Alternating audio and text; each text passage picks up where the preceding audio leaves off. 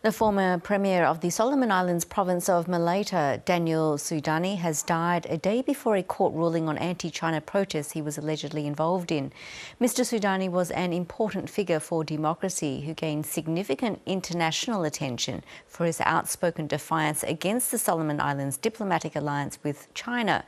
The author of Divided Isles, Solomon Islands and the China Switch, Ed Cavanough, spent some time with Mr. Suidani and says his contribution to his community helped him navigate life as a politician. Look, Daniel Suidani's background is really interesting. It's kind of not atypical in many ways of Pacific regional politicians. He was a member of his community. He started his career as a school teacher. He drifted eventually into construction management.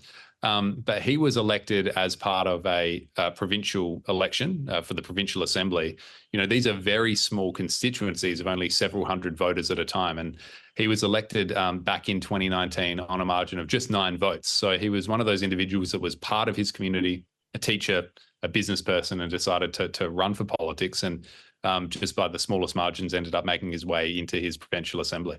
He became one of the most vocal critics of the country's diplomatic switch from Taiwan to Beijing in 2019. What did he tell you about his stance against China?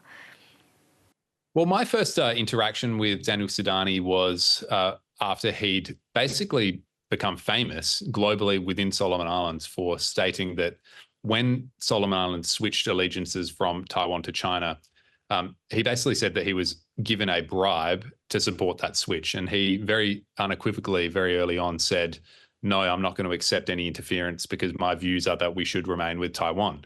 And this was very early in his premiership. This is just several weeks really into him becoming Premier of Malaita. And that's where he really rose to prominence. So my first interactions with him were really interrogating his views. And he was genuine in those views. He genuinely thought that there was a big risk towards the switch from Taiwan to China. That's a very legitimate and widespread view across Solomon Islands, including in his province of Malaita. But what was very clear in those early weeks, in those early months, was that Daniel Suidani was using this China issue as a way to really elevate his position as a national politician as well. And I think he did have aspirations over time to become a much larger figure in national politics. And I think he viewed the Taiwan issue as a political opportunity for him, albeit one that he genuinely did believe in as well. Well, his views on China placed him at the forefront of national debates. Just how controversial was he and how was he viewed by the people? Well, the people in his constituency, the people of Malaita, did genuinely like him. He was very popular. Of course, like any politician, it wasn't universal. There were his opponents within Malaita and across the country. But there was a real concern within the people of Malaita that this relationship with China wasn't in their interests. There's a long-term, long-held dispute between the Malaitans and the rest of the country around, Malaitan interests not being looked after, and the China relationship was viewed by many as another example of an out-of-touch elite in Honiara, basically telling Malaita what to do. So there was genuine unrest and opposition towards the China relationship in Malaita, which he tapped into. Where his controversy really came from was that the national government, led by Manasseh Sogavare at the time, was obviously completely opposed to his views, and they sought to scapegoat him and certainly sought to center him as the primary opponent to their political mission. And, in some ways that was quite successful. Talking about that unrest that you mentioned, a Honiara court is ruling on whether unlawful assembly charges against Suidani related to 2021 anti-China protests in Malaita should be thrown out. What is the latest on that? Well, look, that's been a very long-standing legal dispute. There were terrible riots, terrible unrest in Honiara in the end, November of 2021. It led to Australia sending in peacekeeping troops. So it was a real tragedy. Several people died. So certainly do not want to understate the significance of that event. Effectively, that event was led and organised by Malaitan nationalist groups that were aligned to Daniel Suidani. They were certainly supporters of Daniel Suidani.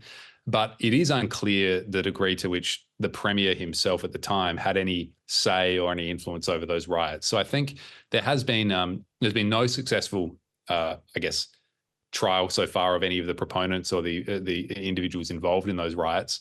Most of those cases have been dismissed, and I think it was likely, albeit speculation, that that'd be a similar result with Daniel Suidani. So those court cases were unsettled. But I think it would be improbable if he ended up being, sent to jail or actually convicted of those charges. Daniel Suidani was removed as Premier of Malaita in 2023.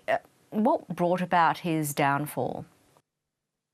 Well, the nature of Malaitan provincial politics is that it doesn't matter how many people support you in the community, there's still the reality of parliamentary numbers. And over time, his focus on the China issue over the bread and butter political issues of making sure the roads are paved, making sure the basics are getting done within the province. It seemed seen by some of his opponents within the parliament that he was potentially distracted by this China issue. And there doesn't take many numbers within that parliament to shift allegiances to another individual, and therefore he lost his premiership. So there was speculation at the time that there was broader issues at play, China interfering, other countries interfering. The reality was this is local politics at play. This is provincial island politics in the Pacific. Daniel Suidani, unfortunately, fell over because of that reality.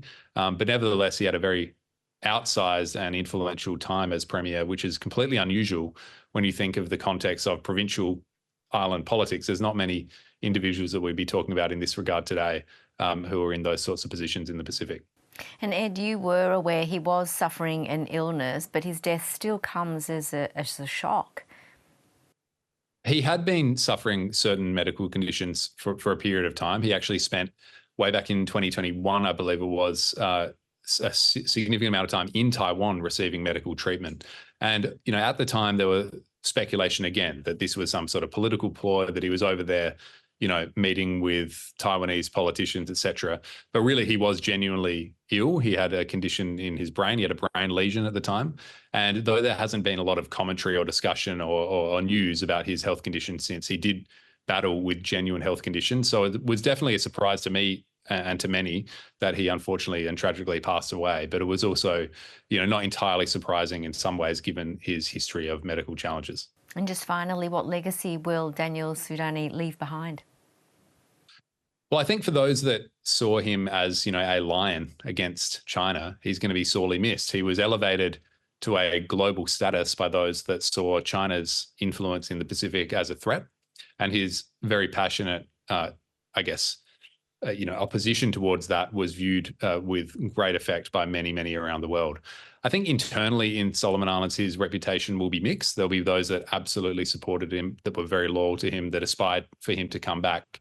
But there are others that also, as I mentioned before, were sort of viewed him as distracted by these higher level issues rather than the bread and butter issues of local politics. So I think his legacy at home will be mixed, but there's certainly going to be many individuals that do remember him. And again, it is very rare that a provincial politician in the Solomon Islands or in the Pacific is noted internationally at all, let alone as, in these conversations around legacy. Ed Cavanough, really good to get your thoughts. Thank you. Thank you.